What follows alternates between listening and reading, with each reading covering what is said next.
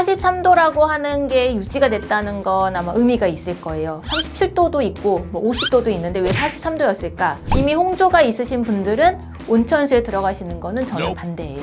홍조는 레이저나 이런 걸로 치료할 수도 있지만 생활 습관에서 변화가 있어야 된다. 역사 속의 피부관리법 탑2입니다. 탑2는 양귀비에 관한 이야기인데요.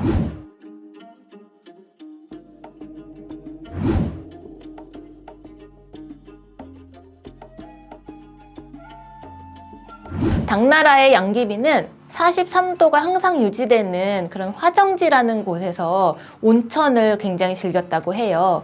그런데 이게 좋았으니까 양귀비가 즐겼겠죠? 어떤 게 좋았을지 한번 살펴보면 첫 번째는 온천수에 들어가면 이게 따뜻한 물이잖아요. 그러니까 모공이 열려서 모공 안에 있는 노폐물들이 밖으로 빠져나올 수 있게 도와주기 때문에 피부 입장에서 굉장히 좀 좋은 측면이 있다고 판단이 돼요. 또 하나 피부뿐만 아니라 이렇게 따뜻한데 이렇게 들어갔을 때 느낌 아시죠? 근육이 상당히 이완이 되잖아요. 43도라고 하는 게 유지가 됐다는 건 아마 의미가 있을 거예요. 37도도 있고 50도도 있는데 왜 43도였을까? 보면 43도라고 하는 거는 피부의 모공이 열리기 꽤나 괜찮은 온도였을 가능성이 좀 높습니다.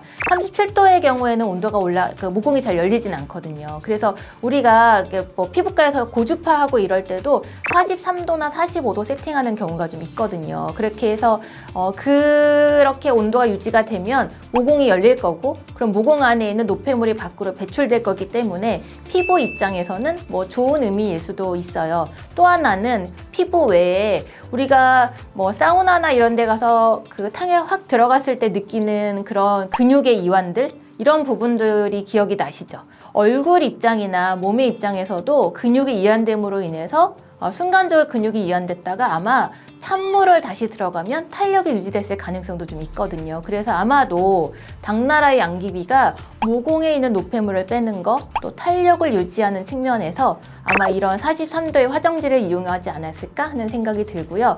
근데 여기서 주의할 거 하나는요. 하루 종일 내지는 매일 이렇게 43도의 온천수에 몸을 담갔다 하는 거는 저는 좀 문제가 있다고 생각해요. 왜냐하면 이렇게 계속해서 온도가 높은 상태에 있으면 피부 바로 아래쪽에 있는 모세혈관이 확 확장되거든요. 이 확장된 게 조여지지 않으면 계속 확장된 상태로 있고, 이게 오랫동안 이런 상태가 유지되면 이게 홍조가 되는 거예요. 그래서 저희 병원에도 홍조 치료 때문에 많이 오시는데 사실 제일 어려운 게 홍조 치료이기도 해요. 제가 환자분들한테 항상 말씀드리는 건 홍조는 병원에 오셔서 레이저나 이런 걸로 치료할 수도 있지만 생활 습관에서 변화가 있어야 된다. 첫 번째는 얼굴에 온도 변화가 너무 심하게 만들지 마셔라, 이렇게 말씀드리거든요. 양귀비나 아니면 우리 같이 홍조가 없는 분들은 가끔 온천수에 들어가서 확 모공을 늘려서 그리고 이제 모공 안에 있는 노폐물 배출시키고 다시 쪼이면 그건 괜찮지만, 이미 홍조가 있으신 분들은 온천수에 들어가시는 거는 저는 반대예요. 내가 좀 너무너무 뜨끈뜨끈하게 뭔가 이렇게 근육을 이완시키고 싶다, 이럴 때는 얼굴은 찬 수건을 대고 그리고 온천수나 아니면 사우나에 들어가시는 것을 추천드립니다. 양귀비의 화정지는 모공의 노폐물 배출, 또 탄력을 유지하는 측면에서 효과가 있었지만 홍조가 있으신 분들은 이 방법을 따라 하시면 안 됩니다. 추운 날씨가 오면 많은 분들이 따끈따끈한 온천이나 사우나 생각 많이 하시는데요. 저도 가끔 가긴 하는데, 저는 들어갈 때 저는 얼굴은 항상 찬 수건으로 싸고 들어가거든요.